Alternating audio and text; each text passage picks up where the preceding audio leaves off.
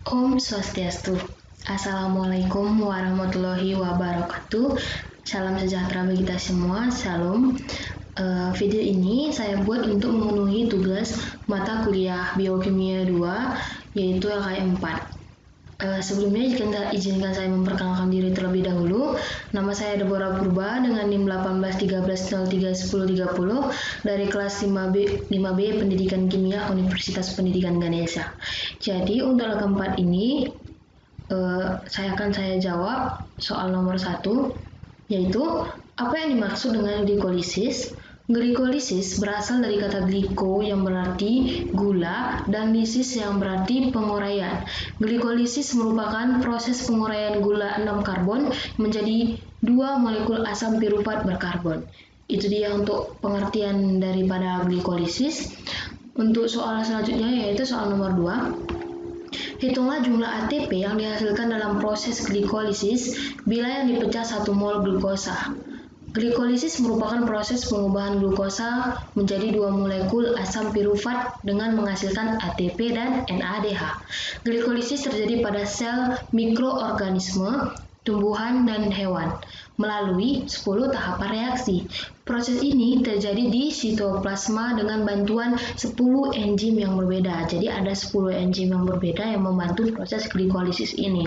Pada tahap awal proses glikolisis membutuhkan 1 ATP sebagai sumber energi, yaitu pemecahan glukosa menjadi glukosa 6 fosfat. Maksud saya senyawa glukosa 6 fosfat yang dibantu enzim heksokinase. Sedangkan 1 ATP akan dibutuhkan lagi pada saat perubahan fruktosa 6 fosfat menjadi fruktosa 1,6 bifosfat.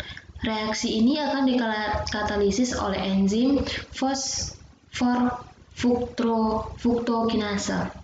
Pada tahap selanjutnya, glikolisis akan menghasilkan 4 ATP yang dapat digunakan untuk membayar hutang ATP yang telah digunakan tadi, yaitu sebanyak 2 ATP pada proses sebelumnya. Dan masih ada sisa 2 ATP lagi yang akan digunakan untuk fungsi yang lainnya.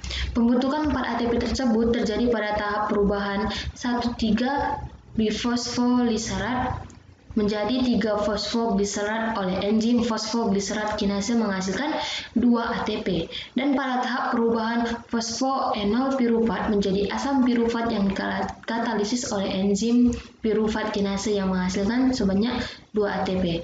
Jadi yaitu tentang jumlah ATP yang dihasilkan dalam proses glikolisis bila yang dipecah itu adalah 1 mol glukosa. Untuk jawaban selanjutnya yaitu nomor 3, sebutkan pengendalian jalur glikolisis.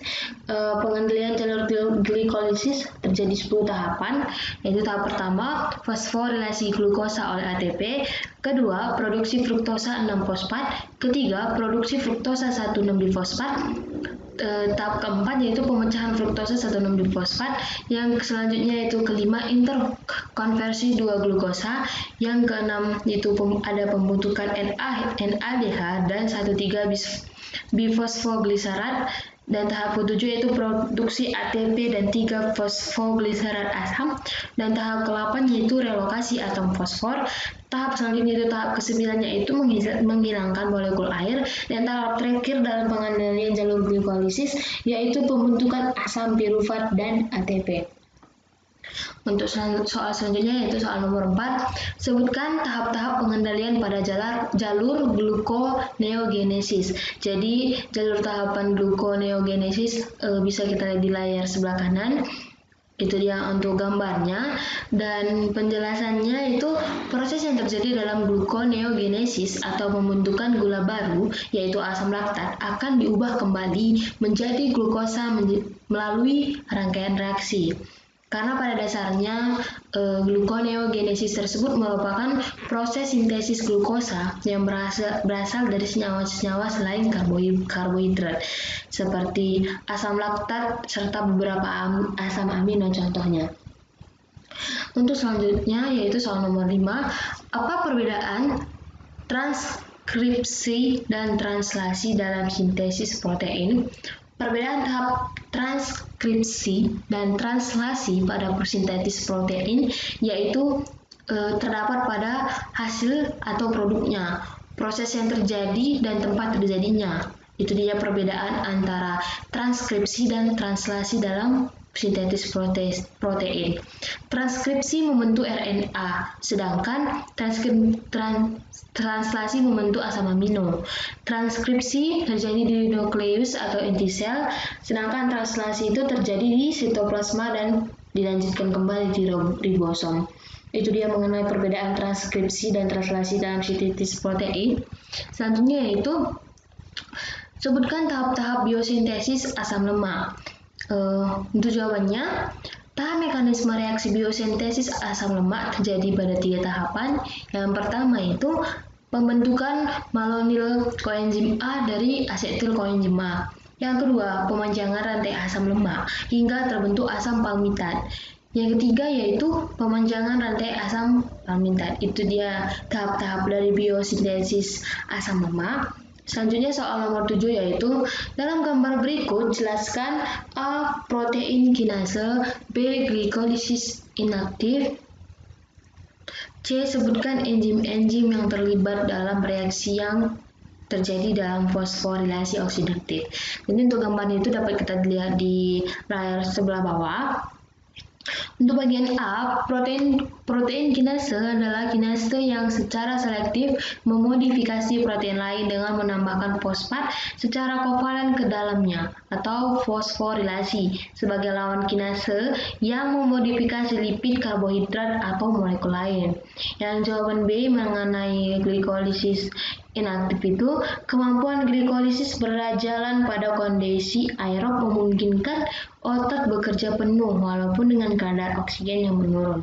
Sedangkan untuk enzim-enzim yang terlibat dalam reaksi fosforilasi oksidatif yaitu asam piruvat dan asetil koenzim A.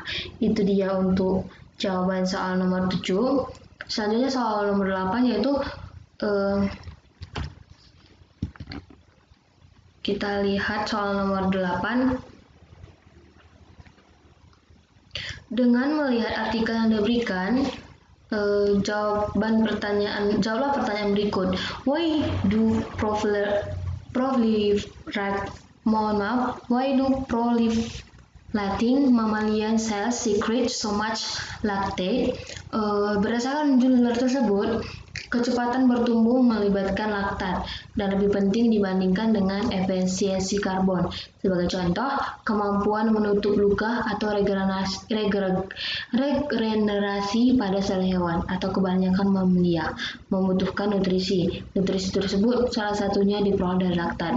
Itu dia untuk pertanyaan dari artikel yang diberikan. Dan pertanyaannya, untuk soal nomor 9 selanjutnya yaitu soal nomor 9.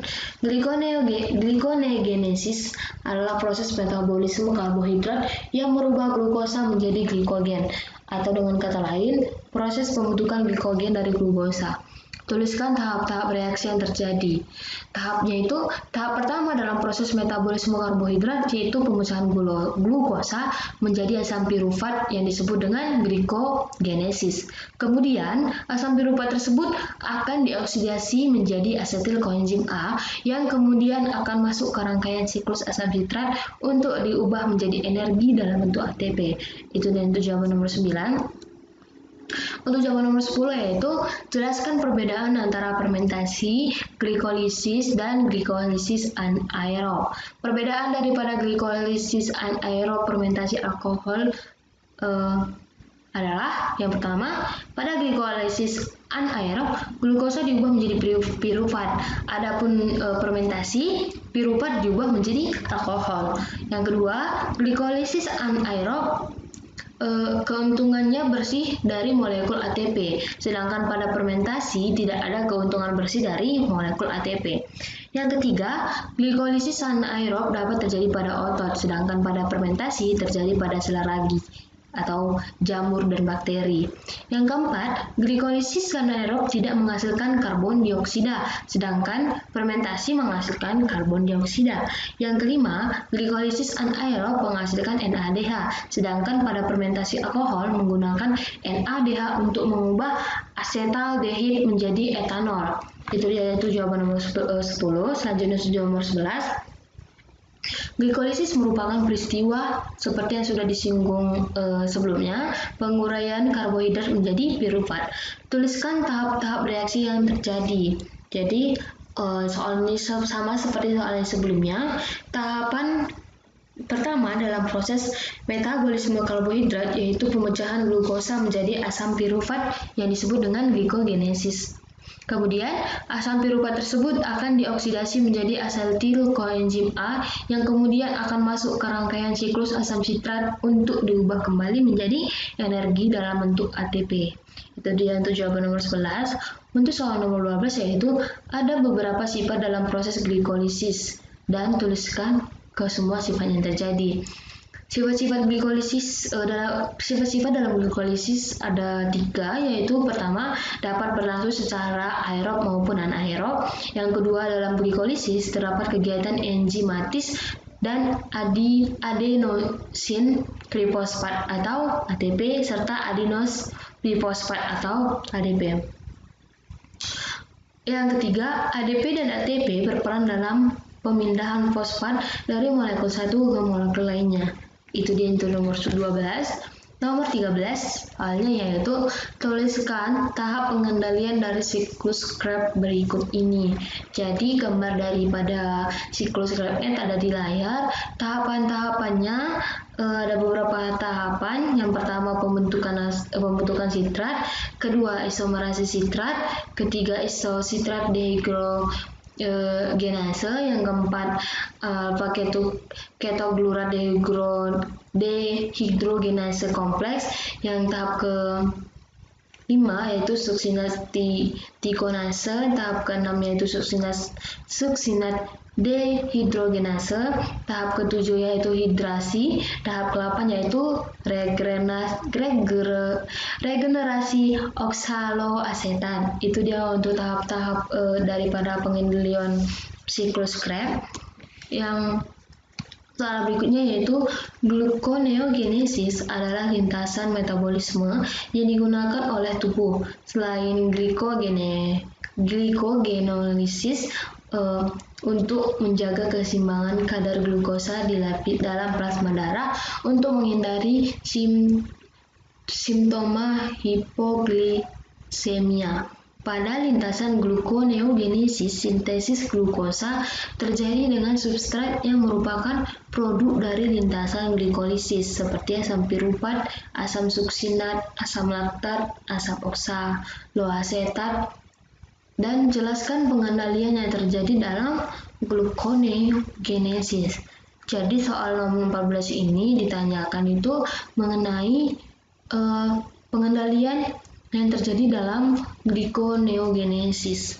Untuk penjelasannya yaitu asam laktat yang terjadi pada proses glikolisis dapat dibawa oleh darah ke hati. Dan di sini asam laktat diubah menjadi glukosa kembali melalui serangkaian reaksi dalam suatu proses yang disebut dengan gluconeogenesis, atau dengan kata lain itu pembentukan gula baru. Pada dasarnya, gluconeogenesis ini adalah sintesis glukosa dari senyawa-senyawa yang bukan karbohidrat, misalnya asam laktat dan beberapa asam amino. Proses gluconeogenesis berlangsung terutama dalam hati. Walaupun proses gluconeogenesis ini adalah sintesis glukosa, namun gluconeogenesis ini bukan kebalikan dari proses glikolisis, karena 3 tahap reaksi dalam glikolisis ini tidak reversibel, atau artinya proses ini diperlukan enzim lain untuk kebalikannya. Jadi itu dia mengenai pengendalian yang terjadi dalam gluconeogenesis. Selanjutnya yaitu soal nomor 15.